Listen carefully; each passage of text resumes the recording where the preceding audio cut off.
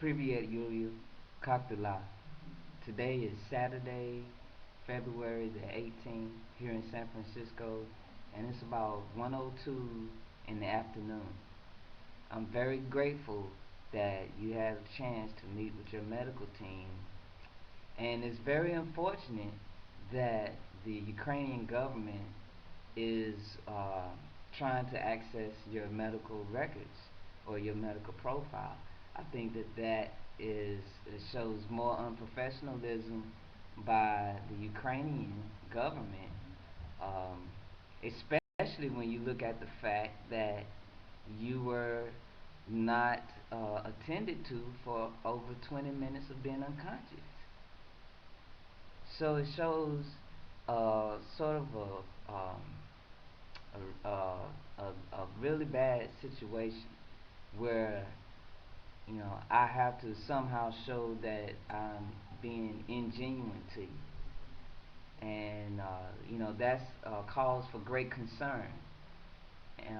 But again, I'm grateful that you had a chance to see your doctors and that they had a chance to do um, good work or medical work on your body and get a chance to see what is going on with you.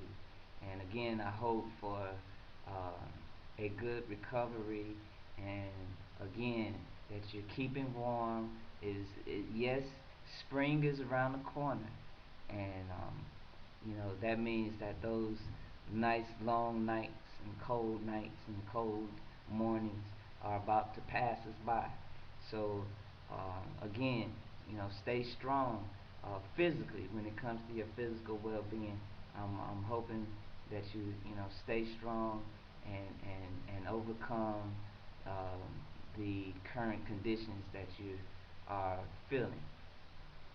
Today, I want to talk to you concerning the subject of cocaine in America. Really, it is a very sad situation because of freedom. Let me say that again. Because of freedom, the world is dealing with the worst human diseases ever known to mankind. And cocaine in America is actually leading the way to these unheard of types of diseases when we think about what's going on inside the human body. I'm very sad at this. I'm sad by the subject because when I look inside of America, which is supposed to be one of the greatest countries in the world.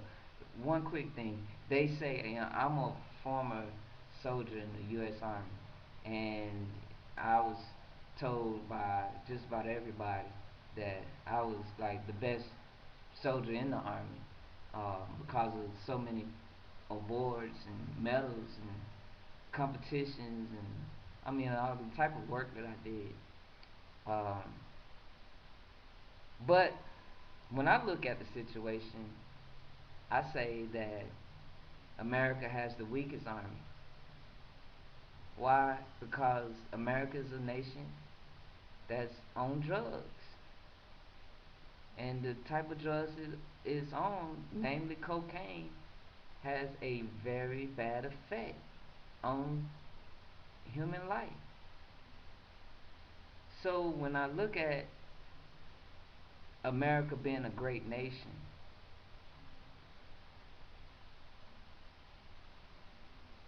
the only thing I can say is it's the bottom nation when we look at the globe because of the conditions that its citizens live in and day out.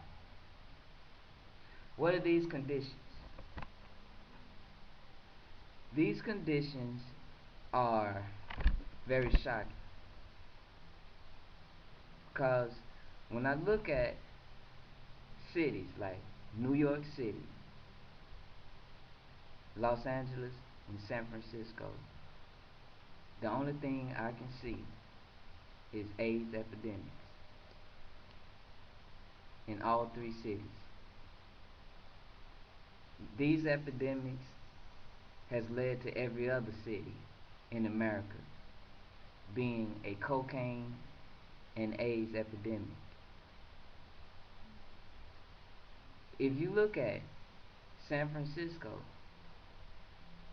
they say that in San Francisco back in 1981, crack or 1980s crack cocaine right here through the CIA what became a an American epidemic. In the same decade, HIV and AIDS became an epidemic, and New York City is the city with the largest amount of AIDS cases in the entire world. The problem that we have is the fact that in America, the idea of lifestyle is partying, drugs, and alcohol, and gay living. It shows up in every survey. It shows up on every study that has been done concerning the health and welfare of U.S. cities. I'm doing my own independent study because part of my study is the fact that the United States wants to expand its form of government.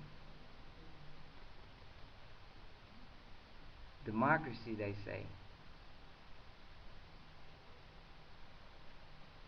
But what is democracy when it has been compromised with drugs and gay lifestyle?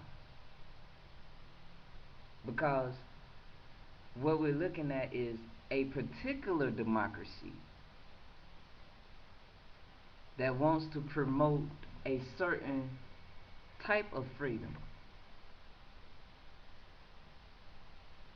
that involves a certain lifestyle.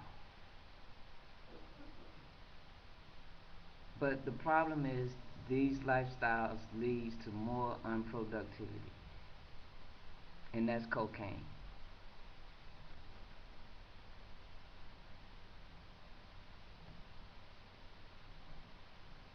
Furthermore,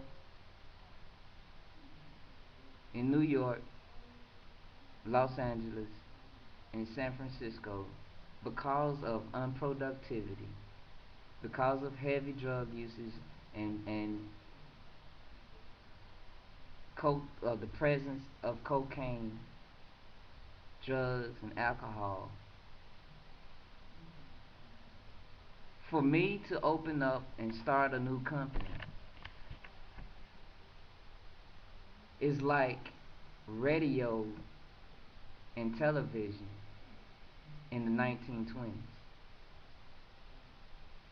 Because if everybody is partying, doing drugs, and barely making it along, when you have a company that is online being vigilant, that is involved with governments and government entities and government programs, and that is laying out a foundation for children and things of that nature, and the whole and when children are able to come in and provide their uh, comments and feedback, and they have a part in, then what we're looking at is a whole society, a whole country disappearing And what I mean by disappearing, I mean being left out, because in markets like New York, San Francisco, and Los Angeles, if all that locals are talking about is I'm full of cocaine, HIV,